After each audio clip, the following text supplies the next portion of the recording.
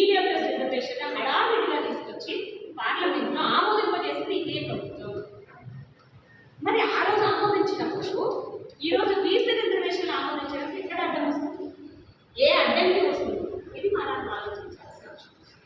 ఈ EWS రిజర్వేషన్కి BC reservation ఒకసారి మనం రెండింటిని కంపేర్ చేస్తున్నాం. ఎక్కడ మనకు అన్యాయం జరుగుతుంది?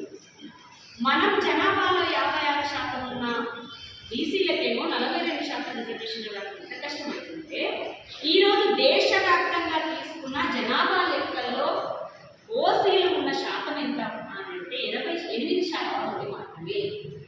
వాళ్ళు 8% మాత్రమే ఉన్నారు ఓసీలు. అది బ్రాహ్మణులు అయ్యొచ్చు, రెడ్డిలు అయ్యొచ్చు, రావులు అయ్యొచ్చు, లేకపోతే వైశ్యాస్ అయ్యొచ్చు, ఎవరన్నా అందులో వచ్చే వాళ్ళందరూ కూడా కేవలం 8% మాత్రమే. కానీ వాళ్ళకి ప్రభుత్వం ఎంత రిజర్వేషన్ ఇచ్చింది? 10%. అంటే ఉన్నదానికంటే 2% ఎక్కువనే. డబుల్ రిజర్వేషన్ అయింది తెలుసా వాళ్ళకి.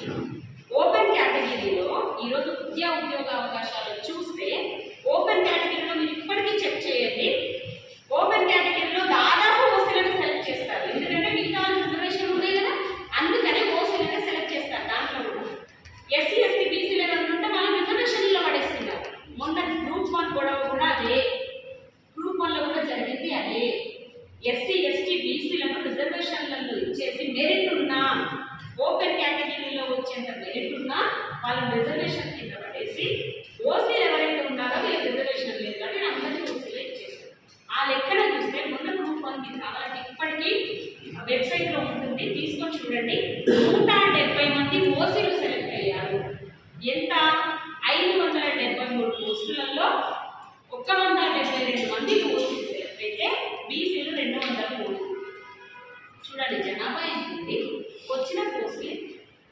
ఇది మనం అర్థం చేసుకోవాల్సిన అంటే నష్టం ఎక్కడ జరుగుతుందని అంశం ముందు మనం తెలుసుకుంటే కింద వాళ్ళకి చెప్పడానికి మనకు అవకాశం ఉంది. అట్లాగే మొన్న మధ్యనే పిహెచ్డి అడ్మిషన్స్ అయ్యాయి ఉస్మాన్ యూనివర్సిటీలో. అది ఎక్కడైనా దాదాపు ఈరోజు అడ్మిషన్స్ అవుతున్న సందర్భంలో మనం ఒకవేళ చెక్ చేస్తే ఈడబ్ల్యూఎస్ కేటగిరీలో ఉన్న ఓసీలకు వచ్చిన మార్కులు ఏంటో తెలుసా? 10 మార్కులు, 20 మార్కులు. వాళ్ళు సెలెక్ట్ అయ్యారు. ఇంకా ఈడబ్ల్యూఎస్ 2 సీట్లు ఖాళీనే ఉన్నాయి. కానీ బీసీలు 52 మార్కులు, 56 మార్కులు వచ్చిన వాళ్ళకి బీసీలకు సీట్లు రావాలి. ఎస్సీలకు 30 మార్కులు వచ్చిన వాళ్ళకి సీట్లు వచ్చినాయి. ఎస్టీలకు 30 మార్కులు వచ్చిన వాళ్ళకి సీట్లు వచ్చినాయి. ఇటు ఈడబ్ల్యూఎస్ వాళ్ళకి 20 మార్కులు వచ్చిన సీట్లు వచ్చినాయి. మరి బీసీ ఏమని 52 మార్కులు వచ్చిన సీట్లు రాదు అంటే ఎక్కడ నష్టం జరుగుతుంది? ఒకసారి అర్థం చేస్తుంది. విద్యలో జరుగుతుంది, ఉద్యోగాల్లో అన్యాయం జరుగుతుంది. ఇక రిజర్వేషన్లు రాజకీయ రంగంలో ఉంటాం. రాజకీయంగా చూస్తే ఇప్పటి వరకు భారతదేశ చరిత్ర తీసుకోండి. ఎంతమంది బీసీ ప్రధానమంత్రి అయ్యారు? ఎంతమంది బీసీలు కేంద్ర మంత్రులు అయ్యారు? మన ఆంధ్రప్రదేశ్ తెలంగాణ రాష్ట్రంలో తీసుకుంటే ఎంతమంది బీసీలు ఈరోజు ముఖ్యమంత్రులు కాగలిగారు? ఎంతమంది మంత్రులు కాగలిగారు? లెక్క ఒకసారి తీద్దాం. ఆ లెక్క తీసుకుంటే బీసీలు ఎక్కడా కూడా ప్రధానమంత్రులుగా ముఖ్యమంత్రులుగా పనిచేసిన ఆ శాతము ఓసీలకు మించలేదు ఎక్కడ. కానీ ఓసీలు ఉన్నది ఎంతమంది? 8% మంది ఇన్నేళ్ళు మొత్తం భారతదేశాన్ని పరిపాలించింది, ఇన్నేళ్ళు తెలంగాణ రాష్ట్రాన్ని పరిపాలించింది. మరి అలాంటప్పుడు మనం ఎవరం పునాదులుగా మారుతున్నాం సమాజానికి, రాజకీయ రంగానికి పునాదులుగా మారుతున్నాం. ఓట్లు వేయడానికి మాత్రమే సరిపోతున్నాం. ఆ ఓట్ల ద్వారా వచ్చే అధికారాన్ని అనుభవించడానికి బీసీలు దూరంగా ఉండిపోయారు. ఈరోజు ముఖ్యమంత్రులు బీసీలే, మంత్రులు బీసీలే, ప్రధానమంత్రులు కూడా బీసీలే. వాస్తవానికి 60% మంది మనం ఈరోజు దేశంలో ఉన్నాం. ఇట్లా జరుగుతున్న అన్యాయం ఒకవైపు మనం ఆలోచిస్తూనే ఈరోజు వచ్చిన 42% రిజర్వేషన్ చూసిన అడ్డంకులను చర్చించుకున్నాం. సార్ అన్యాయం ఎక్కడ జరుగుతుందో మనందరికీ తెలుసు.